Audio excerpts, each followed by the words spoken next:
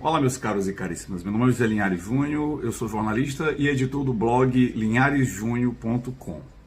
No último dia 30 de abril, o juiz Douglas de Melo Martins aproveitou uma ação relâmpago do Ministério Público para decretar lockdown na ilha de São Luís, a saber, o município de São Luís, a Raposa, Passo do Lumiar e São José de Ribamar. Sendo que há poucas semanas atrás a gente teve uma decisão do Supremo Tribunal Federal que deixou bem claro que a decisão em relação a ações de cunho social, de controle social, cabe única e exclusivamente a prefeitos e governadores. Mas o Ministério Público do Maranhão, torno a dizer, sabe-se lá por que decidiu entrar com uma ação exigindo que o Douglas decretasse o lockdown. O fato é que, para tentar defender a sua ideia, o Ministério Público foi expresso, foi categórico em dizer que o governador Flávio Dino é incompetente. Agora eu vou ler para vocês aqui um pedaço da peça. Abre aspas para o Ministério Público. Embora o Estado do Maranhão, desde 22 de abril de 2020, tenha apontado na mídia para a possibilidade de decretação de lockdown, caso a lotação dos leitos de UTI chegasse a 80%, até o presente momento nenhuma medida mais intensa foi tomada em vista da situação hoje já evidenciada na ilha do Maranhão. Com base nesse e em outros argumentos, o juiz Douglas Martins foi lá e ordenou ao governador Flávio Dino que decretasse lockdown. Porque não foi o juiz que decretou o lockdown, ele mandou o governador decretá-lo. Pois bem, se o juiz Douglas Martins teve a coragem de ordenar ao governador Flávio Dino que decretasse lockdown com base nos argumentos do Ministério Público, é porque para o juiz o governador é um incapaz. Ele não tem capacidade, ele não tem competência para tomar as decisões que devem ser tomadas na atual situação. Contudo, alguns detalhes obscuros dão a entender que não se trata, que pode não se tratar de um juiz emparedando um incompetente. Isso porque a cada dia que passa, ganha a tese e a força de que essa sentença do juiz não foi motivada por entender que o Flávio Dino é um incapaz, mas foi motivada a pedido do próprio Flávio Dino. Que toda essa situação, que toda essa celeuma que foi criada, foi orquestrada pelo Flávio Dino por medo dos efeitos de que, se ele tivesse sido o autor do decreto, ele iria ter obrigatoriamente que enfrentar e ser responsabilizado. Alguns dos meus leitores já chegaram a combinar, mandando mensagens, que o que aconteceu com Flávio Dino foi o seguinte: nas últimas semanas ele passou muito tempo atacando o presidente Jair Bolsonaro, corajoso, atroz, virulento. E na última semana ele voltou para o Maranhão. E o que ele teve foi um choque de realidade. Ele percebeu que enquanto ele estava no Twitter fazendo política, que enquanto ele estava rodando pelo Brasil fazendo política, a situação da saúde no Estado ficou calamitosa.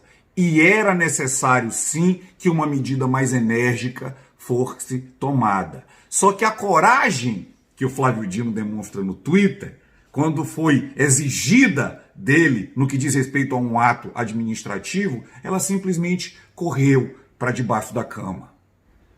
Decretar lockdown e ter que enfrentar os efeitos que uma medida impopular como essa pode ter, com a mais absoluta certeza, não é coisa para quem só pensa em 2022.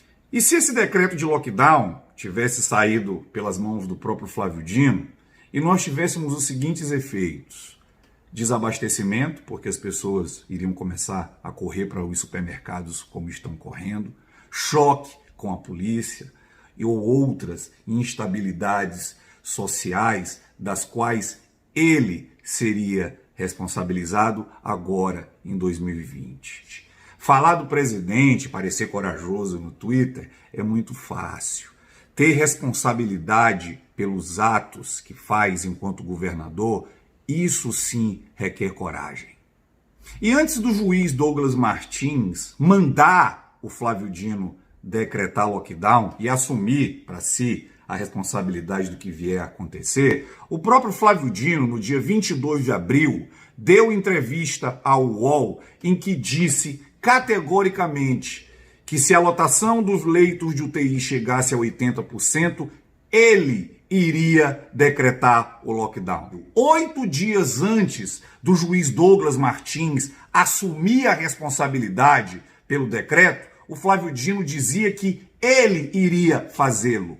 Aliás, no dia 29, um dia antes do Douglas Martins tomar a fatídica decisão e assumir a responsabilidade que deveria ser do Flávio Dino, o irmão do governador, Salvio Dino, assinou um ofício para o Tribunal de Justiça bem interessante. E eu vou ler aqui para vocês. Ele estava representando o Sindicato dos Estabelecimentos Prestadores de Serviços de Saúde em São Luís.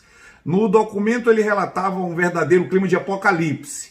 Dessa forma, prosseguia o documento. Abre aspas para Salvio Dino. Requer-se que este juízo considere as informações ora prestadas na apreciação de eventuais casos que tratem de matéria atinente à saúde. Ou seja, um dia antes do Douglas Martins assumir a responsabilidade, o irmão do Flávio Dino, representando um sindicato aí qualquer, mandou um ofício para lá dizendo que estava tudo um caos, que estava tudo uma loucura e que essas informações confitadas nesse ofício deveriam ser levadas em considerações quando a justiça fosse tomar algum tipo de decisão. Pois bem, das duas teses, a mais provável, em se tratando de um juiz, é que o Douglas Martins verdadeiramente acredite que o governador Flávio Dino é um incapaz, um incompetente, por isso se sentiu no direito de mandar que ele decretasse o lockdown.